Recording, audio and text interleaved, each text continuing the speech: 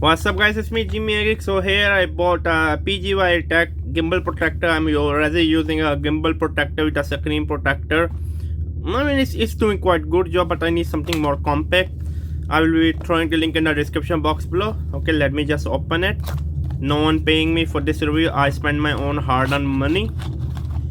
Okay, seems quite nice. Here you go. Okay, let me take out and let me install. Okay, overall this is quite compact. The good thing is that it's absolutely compact.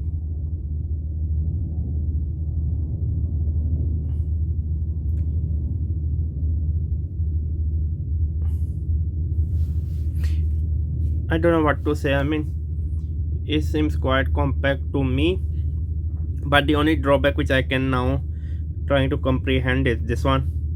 If your gimbal fall down like this, there won't be much protection. Here's the motor, it will absolutely break.